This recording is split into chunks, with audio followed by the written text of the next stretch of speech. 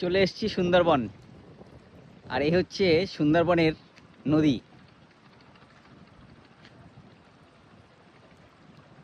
নদীর পাশে ম্যানগ্রোভ জঙ্গল, যেটা আমরা বলি ম্যানগ্রোভ গাছ। এ হচ্ছে ম্যানগ্রোভ গাছ। এখানে অনেক ধরনের গাছ রয়েছে। এগুলো সবই হচ্ছে বানি গাছ। এই গাছগুলো রয়েছে, এগুলো সব হচ্ছে বানি গাছ। আর সুন্দরবনের যে বাউন্ডারি, এই হচ্ছে সেই বাউন্ডারি। বাউন্ডারির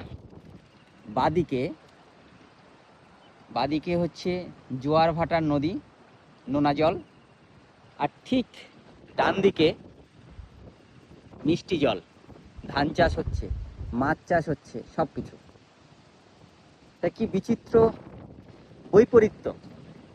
ডান দিকে রয়েছে মানুষের বসবাসের, তাদের অন্ন বস্ত্র বাসস্থানের যোগান, আর বাঁ দিকে রয়েছে প্রকৃতির শোভা। এই দুই মিলে এক অনন্য নজির গড়েছে আমাদের এই সুন্দরবন।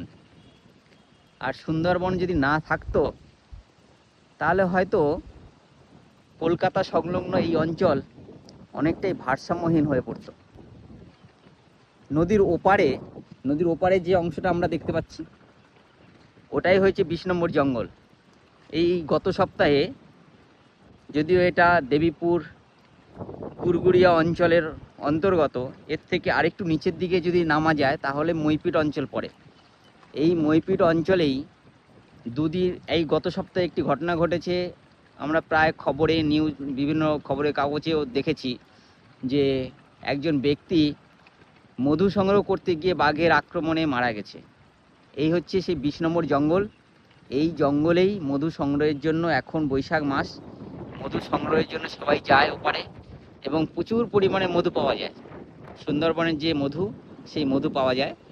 সেই মধু সংগ্রহ করতে গিয়েই উনি বাঘের আক্রমণে মারা যায়। আর বাঘগুলো সেরকম, যারা মানুষ একবার খায়, যে বাঘগুলো একবার মানুষের মাংস খেয়েছে, তারা দ্বিতীয়বার অন্য কোনো কিছু খাওয়ার আশাই করে না। মানুষ পেলে জঙ্গলে পা রাখলে সাথে সাথে ধরে নেয়। এদের ভয় ভীতি অনেকটাই কমে যায়। তা সুন্দরবনে এসে, অনেকদিন পরে এসেছি, সুন্দরবনে এসে দেখে ভালো লাগলো। একটা ভিডিও বানালাম আপনাদের জন্যই। দেখুন কেমন লাগে। প্রচণ্ড হাওয়া, দাঁড়ানো যাচ্ছে না। এখানে এসির প্রয়োজন নেই, এখানে এসি কাজও করে না, প্রাকৃতিক এসি। কিছুক্ষণ থাকলেই ঠান্ডা লেগে যাবে। বেশিক্ষণ বসবো না, এখান থেকে বেরিয়ে যাব। যাচ্ছি বাউন্ডারি ধরে ধরে অনেক দূরে যাব। ইচ্ছা আছে, স্কুটি তো আছে সঙ্গেই।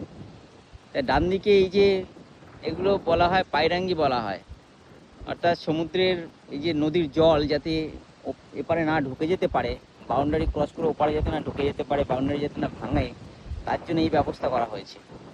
বাঁশ, মলি বাঁশ এই দিয়ে মোটামুটি আটকানোর চেষ্টা হয়েছে। আর কিছুদিন পরেই হচ্ছে আষাঢ়ের বৃষ্টিতে বা আষাঢ়ের যে ভরা কোটালগুলো হয়, সেগুলো অনেক অনেক জোর হয় এবং জল প্লাবিত হওয়ার সম্ভাবনা থাকে, ভেঙে যাওয়ার সম্ভাবনা থাকে। সেই জন্য এই ব্যবস্থাপনা। আর আমরা ছোটোবেলায় দেখেছি এই অঞ্চলটা নদী ভেঙে ভেঙে এদিকে আসছে, তাই যে নদী যাতে না ভাঙে তার জন্য নিচে আরেক ধরনের ক্ষয় রোধ করার ব্যবস্থা করা হয়েছে, বাঁশ দিয়ে তৈরি করা হয়েছে। যাই হোক, বেশি দীর্ঘায়িত করবো না, অনেক দূর যেতে হবে। এখন তো যাই, পরে আবার ভিডিও দেখাবো। এবারে কিন্তু ধান পুরো পেকে গিয়েছে, ঘরে তোলার সময় হয়েছে। এগুলো সব ছোট ছোট ফিশারি, আর ফিশারিতে মাছ এখন নেই, যদিও মাছ ধরা হয়ে গেছে। ফিশারিতে কাঁকড়া, চিংড়ি প্রভৃতির মাছ চাষ করা হয়। ঠিক আছে, ভালো থাকবেন। সুন্দরবনের জঙ্গল দেখিয়ে দিলাম আজকে সকাল সকাল, আরও কিছু দেখাবো।